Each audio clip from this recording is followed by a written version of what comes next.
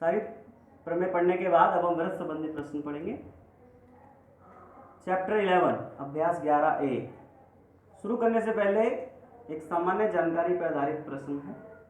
सत्य सत्य बताना है कि रेखाखंड AB जीवा है। ये चित्र देखिए सामने, AB जीवा है, बिल्कुल है। जीवा क्या होती है? जो वृत्त को दो बिंदुओं पे काटे, तो ये ट्रू, सत्य। सेकंड क्वेश्चन, QF त्रिज्या है। Q कहाँ है? ये रहा। F कहाँ है? ये केंद्र और ये परिधि तो है, लेकिन ये केंद्र नहीं है, तो ये फॉल्स है। ये हो गया हमारा असत्य। ठीक है, समझ में आ रहा? OD त्रिज्या है, O से D तक, ये केंद्र है, इसको केंद्र लिख लेते हैं हम,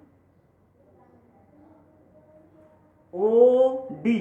यस, एक केंद्र है, एक परिधि। केंद्र से परिधि तक की दूरी क्या होती है? त्रिज्या होती है, तो ये ट्रू है। PC जीवा है, PC नहीं, ये फॉल्स है। सामान्य जानकारी जो स्टार्टिंग में बताई गई थी क्लियर हो गई होगी, ये सवाल भी समझ में आ गया। अब अभ्यास 11A का सवाल नंबर 1 है कि अर्धवृत्त में बना कोण होता है। आप जानते हैं समकोण होता है, इसलिए मैंने नहीं लिया है। प्रश्न नंबर 2 से शुरू करते हैं। दीर्घ वृत्त खंड को छायांकित करिए। आपके सामने एक वृत्त है और दीर्घ वृत्त खंड को छायांकित करना है। मैं करने जा रहा हूं। देखिए, जीवा द्वारा कटा भाग या कटा खंड क्या कहलाता है? वृत्त खंड। दीर्घ वृत्त खंड यानी ये जो बड़ा वाला वृत्त खंड है, ये मैंने इसको छायांकित कर दिया। आप किसी भी कलर से कर सकते हैं। ठीक है, बस इतना ही करना था प्रश्न नंबर 2 में। प्रश्न नंबर 3 देखिए, चित्र में किन्हीं दो त्रिज्य खंडों के नाम लिखिए। जितना भी पढ़ाया है उसी में से प्रश्न है। त्रिज्य खंड की परिभाषा क्या थी? त्रिज्या द्वारा कटा खंड त्रिज्य खंड। देखिए, ये एक त्रिज्या है OA, ये एक त्रिज्या है OB, ये एक त्रिज्या है OC। तो OA OB ये एक त्रिज्य खंड है। मैं छायांकित करके इसका नाम लिख देता हूँ। उसने नाम लिखने की बात की है, तो नंबर 1 त्रिज्य खंड लिखेंगे। त्रिज्य खंड नंबर 1 है OABO, OABO। दूसरा त्रिज्य खंड होगा इसके जस्ट बगल वाला OBCO, OBCO। सवाल नंबर 3 हो गया। सवाल नंबर 4 है, 2.5 सेंटीमीटर त्रिज्या का वृत्त खींचिए। Draw circle at the radius 2.5 centimetre और इसे दो अर्धवृत्तों में विभक्त कीजिए। दो सेमी सर्कल बनाने हैं। देखिए, प्रकार में आप 2.5 सेंटीमीटर नापेंगे, 2.5 सेंटीमीटर। ठीक, यहाँ से यहाँ तक जब नापेंगे 2.5 सेंटीमीटर, 2.5 सेंटीमीटर, और एक वृत्त बना देंगे, तो ये 2.5 सेंटीमीटर का वृत्त हो गया। अब अर्धवृत्त कैसे बनाएंगे? जब आप वृत्त बना लेंगे, कुछ नहीं करना है, आपने पटरी यानी स्केल रखेंगे और स्केल से लाइन इसके केंद्र से जाती हुई खींच देंगे। ये केंद्र O है, ये एक लाइन आपने खींच दी। जैसे ही लाइन आपने खींच दी, ये बन गया व्यास OB, और इस व्यास से, क्या नाम है इसका? व्यास। व्यास के ऊपर अर्धवृत्त बन गया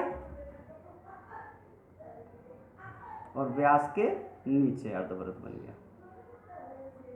बस इतना ही करना था। दो अर्धवृत्त हो गए, एक AOB के ऊपर वाला अर्धवृत्त, AOB के नीचे वाला अर्धवृत्त। ठीक है, अब चलते हैं प्रश्न नंबर 4 की तरफ।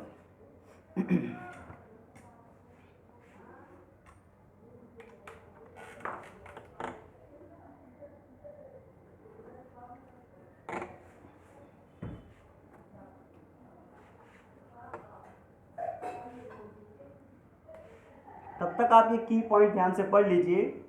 कुछ की पॉइंट जो आपको पढ़ाई है प्रमेय वृत्त संबंधी, वो सारी यहाँ लिखी हुई है। इन्हीं पर आधारित छोटे छोटे क्वेश्चंस आपके सामने आएंगे। क्वेश्चन नंबर 4,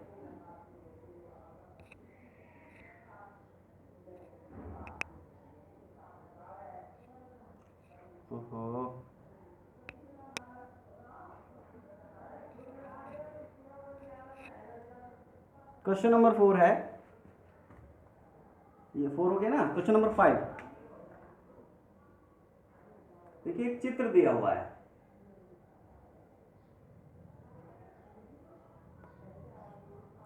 इस चित्र में कह रहा है केंद्र O है, ACB कितने अंश का होगा?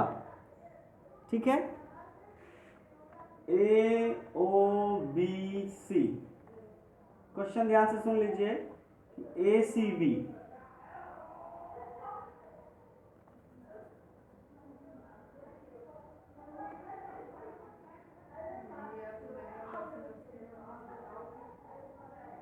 देखिए बच्चों, देखिए एक बात मैं क्वेश्चन हल करने से पहले फिर से बता दूं, कोई भी प्रश्न, ये ज्योमेट्री है, ज्यामिति, ज्यामिति में चित्र पर आधारित होता है। कुछ बच्चे क्वेश्चन पूछते हैं कि सर चित्र बनाना जरूरी है क्या?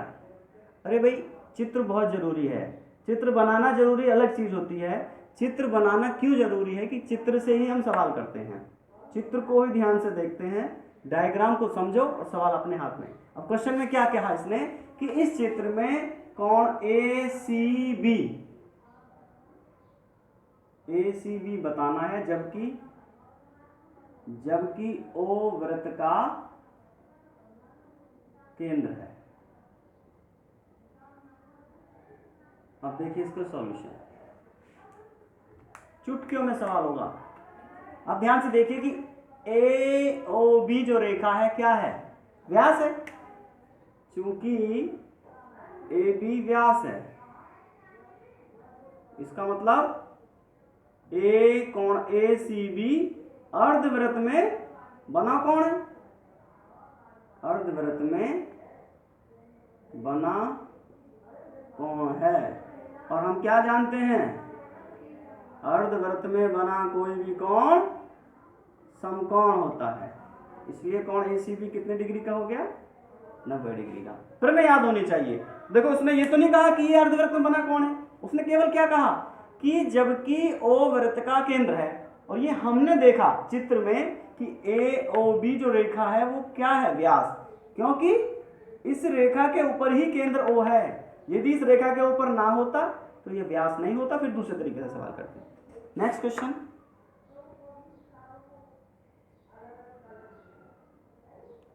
इस एक्सरसाइज में 5 क्वेश्चन ही है। देर में पॉज कर, ठीक है। चलते हैं 11B की तरफ। प्रश्न नंबर 1 है कि अर्धवृत्त में बना कोण कितना होता है? समकोण होता है। ठीक है, मैंने लिया नहीं। प्रश्न नंबर 2 है कि किसी वृत्त में लघु चाप का कोण दे रखा है 70 डिग्री, तो दीर्घ चाप का कोण कितना होगा? देखिए, ये एक चित्र है, लघु चाप। देखो, ये छोटा चाप जो है ये यहां से यहां तक का, ये लघु चाप है। ठीक, तो लघु चाप में कितने कोण दिया है यहाँ? 70 डिग्री। तो दीर्घ चाप यानी इसके बाद वाला जो बचा, यानी ये कोण, ये इसने पूछा है दीर्घ चाप का कोण कितना होगा। तो दीर्घ चाप का कोण जो है कितना होगा? कोण ACB, केंद्र पर बना कोण। देखिए, मैंने की पॉइंट में लिख दिए हैं कि केंद्र पर बना कोण परिधि पर बने कोण का दुगना होता है। तो परिधि पर बना कोण केंद्र पर बने कोण का आधा होगा। परिधि पर, ये कोण परिधि पर बनना है, ये केंद्र पर बनना है, दैट इज 70/2 यानी 35 डिग्री इसका आंसर होगा। समझ गए? चाहो तो मैं यहां दिखा सकता हूं, ये 35 degree. Question number 3, question number 3 में कहता है वो कि केंद्र पर बना कोण परिधि पर बने कोण में क्या संबंध है। तो वही प्रमेय को पूछ रहा है कि केंद्र पर बना कोण परिधि पर बने कोण का दुगना होता है, या परिधि पर बना कोण केंद्र पर बने कोण का आधा होता है। बस केंद्र परिधि याद रखना बेटा, हमेशा याद रखना, केंद्र पर बड़ा होगा, परिधि पर छोटा होगा। ठीक है, उसके बाद क्वेश्चन नंबर 4, ये चित्र है, O वृत्त का केंद्र है, चाप AXB का अंश माप। ये देखिए, O वृत्त का केंद्र है, चाप AXB का अंश माप। अब अंश माप का नाम लिखना है, अंश माप का नाम। नाम तुम्हें बताइए, क्या लिखेंगे? कोण ए ओ बी। ठीक है। क्वेश्चन नंबर 4, चित्र में चाप ए एक्स बी का अंश माप बताइए। देखिए बच्चों, इसमें ये कोण दिया है कितना? 35 डिग्री।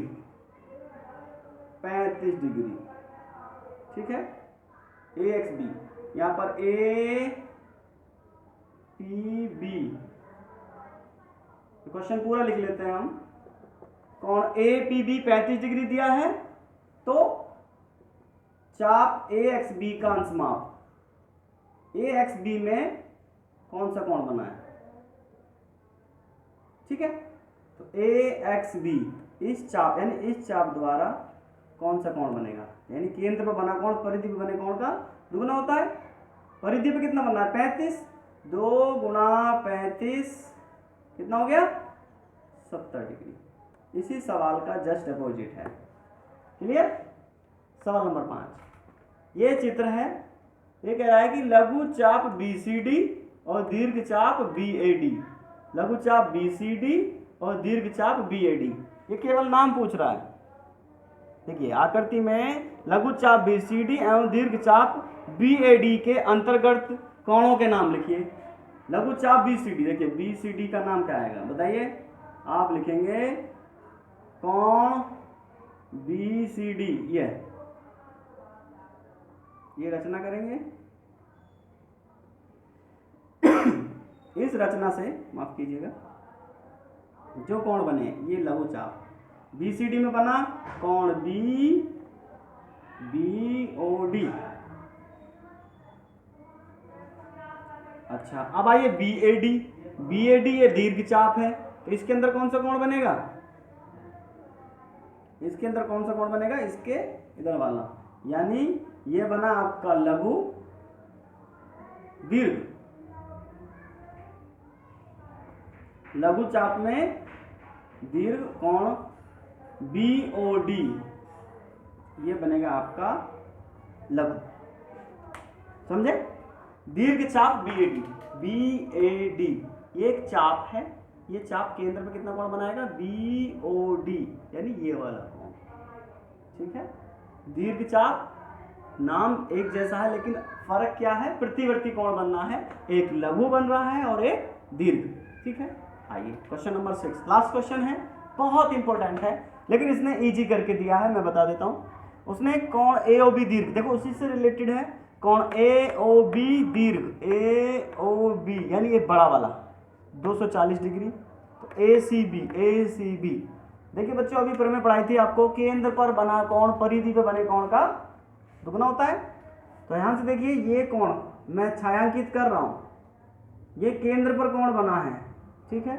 और ये परिधि पे कोण बना है। दोनों का ये चंद्रमा देखा करो, ये ट्रिक है। ये चंद्रमा यदि नीचे है, आधा है ना, ऐसे नहीं होना चाहिए, ये भी नीचे है देखो, तो ये थ्योरम लागू होगी, अदरवाइज सवाल गलत हो जाएगा। मैंने जो डार्क लाइन की है कि इस तरीके से कोण है तो दूसरे से इस तरीके से ही संबंध होगा। तो केंद्र पर बना कोण परिधि में बने कोण का दुगना होता है, लेकिन यहां इसका उल्टा लगेगा कि हम जानते हैं, चाहे ना जानते हो लेकिन लिखना पड़ता है। हम जानते हैं कि परिधि कोण ACB परिधि में बना कौन है? कोण AOB दीर्घ की बात कर रहे हैं, जैसा लिखा है वैसे ही। केंद्र का कौन है? ये परिधि का कौन है? परिधि पे बना कोण केंद्र पर बने कोण का, परिधि पर बना कोण केंद्र पर बने कोण का आधा होता है, यानी डिवाइडेड बाय 2। 240 डिवाइडेड बाय 2 काट दीजिए, 120 डिग्री का कोण, ये आपका आंसर हो गया। ठीक है। इस क्वेश्चन पे आधारित मैं 3-4 क्वेश्चन और लिखने जा रहा हूँ। ठीक है, बहुत ध्यान से करेंगे, ये 3-4 क्वेश्चन आपके बहुत इंपॉर्टेंट हैं।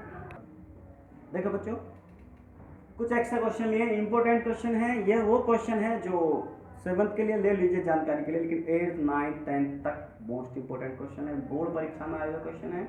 ये तरीका आपको आना चाहिए। आइए क्वेश्चन नंबर 1 है। ठीक है। इस क्वेश्चन में केंद्र का कोण दे रखा है AOB 60 डिग्री और ये परिधि का x पूछा है। जल्दबाजी में बच्चे क्या कर लेते हैं कि x का मान होगा केंद्र में बने कोण का आधा, यानी 2 8 16 80 डिग्री, है ना? रॉन्ग, ये गलत है। सोचो क्यों गलत है? अरे आपने तो कहा था सर कि केंद्र पे बना कोण परिधि पे बने कोण का दुगना होता है और परिधि पे बना कोण केंद्र बने कोण का आधा होता है, तो हमने तो वही किया है। लेकिन नहीं, अभी पिछले क्वेश्चन में बताया था ना चंदा, वो चंदा एक जैसा बनना चाहिए कि इस कोण का संबंध, ध्यान से देखिए, ए चंदा ऐसे है नीचे से ऊपर को, तो इसका संबंध भी इससे होगा, यानी आपको पहले केंद्र का कोण निकालना होगा। डायरेक्ट कर लीजिए कि 360 टोटल होता है, 160 माइनस करेंगे, कितना आ जाएगा? 0 0 200। अब 200 को जब हम हाफ करेंगे तो x की वैल्यू कितनी आएगी? 100। ये संबंध है, समझ में आया? नेक्स्ट, इस चित्र में x का मान ज्ञात करना है। यहाँ 120, ये भी परिधि, ये भी परिधि। आप क्या करें, ये छोटी सी रचना करनी है बेटा। हालांकि क्लास 8 में चक्रीय चतुर्भुज पढ़ेंगे तो ये चक्रीय चतुर्भुज भी बन रहा है। चक्रीय चतुर्भुज में आमने सामने के कोणों का योग 180 होता है, डायरेक्ट हो रहा है 120, तो ये 60 होगा। लेकिन साथ में तो नहीं है ना, साथ में थोड़ी सी रचना कर लेंगे कि ए से ओ को मिला लीजिए, ओ से सी को मिला लीजिए। ध्यान से देखिए कि ये कोण और ये कोण, ये कोण इस कोण से संबंध रखेगा। इसका चंदा देखो ऐसा उल्टा है ना, तो 120 का दुगना कर दीजिए, कितना हो जाएगा? 240। इस कोण के आधार पर ये नीचे का कोण निकाल लीजिए, ये 360 में से माइनस होगा 240, कितना आ जाएगा? 0, 6 में से 4 गया 2, 3 में से 2 गया 1, 120 आ गया ना ये। तो ये चंदा आपस में संबंध रखेंगे, चंदा याद रखेंगे, कोई दिक्कत नहीं बेटा, ट्रिक याद करने के लिए। तो 120 का हाफ कितना हो गया? 60 डिग्री। समझ में आ गया? आगे चलते हैं, मोस्ट इंपोर्टेंट प्रश्न है। अभी मैं क्लास 7 का ले रहा हूं, जब मैं क्लास 8 तो 9 10 लूंगा ना, सेम क्वेश्चन आएंगे, सेम क्वेश्चन आएंगे, सेम मेथड, सेम क्लास उठा लेना मेरी, ठीक है? कोई जरूरत नहीं है 9वीं 10वीं में अलग से कुछ पढ़ने की, यही चीजें आएंगी। यही क्वेश्चन आपको मैं दिखा सकता हूँ, बोर्ड परीक्षाओं में कई बार आया है। क्यों इंपॉर्टेंट प्रश्न है, जरा ध्यान से देखिए। x की वैल्यू बतानी है। x की वैल्यू हम कब बता सकते हैं? जब हमें केंद्र का कोण पता हो। लेकिन हमें केंद्र का कोण पता ही नहीं है। लेकिन हमें कोण कौन सा पता है? कोण OAB। इसकी मदद से हम ये निकालेंगे कैसे, यही सोचना है। तो सोच लीजिए, 2 सेकंड का समय है तुम्हारे पास, 1 और 1 2 सेकंड हो गई। अब मैं बताता हूं, देखिए ध्यान से, ये त्रिज्या है OA, OB भी त्रिज्या है। किसी त्रिभुज में जब दो भुजा बराबर हैं तो त्रिभुज कौन सा हो गया? समद्विबाहु त्रिभुज। समद्विबाहु त्रिभुज देख लीजिए, ये दो भुजा यदि बराबर हैं तो ये संगत कोण, संलग्न जो दो कोण है आधार पर, ये बराबर होते हैं। इस त्रिभुज को ध्यान से देखिए, ये 30 है तो ये कितना हुआ? 30 डिग्री, ठीक है? समद्विबाहु त्रिभुज की कंडीशन है, ये 30 60 हो गया। त्रिभुज के तीनों कोणों का योग कितना होता है? 180। दो कोणों का योग 60 है, तो कितना बचा? 120 डिग्री। 120 हो गया केंद्र का कोण। और जब केंद्र का कोण 120 है तो परिधि पे कितना होगा? 120 का हाफ। परिधि पे कोण केंद्र पे बने कोण का आधा होता है। तो टेक्निक समझ में आई? क्यों इंपॉर्टेंट है? क्योंकि यहाँ पर एक कंडीशन लागू हो रही है, समद्विबाहु त्रिभुज, जिस त्रिभुज की दो भुजा बराबर हैं, ठीक है? आगे और भी क्वेश्चन इंपॉर्टेंट लेंगे, अगला चैप्टर पढ़ते हैं अगली क्लास में। Thank you.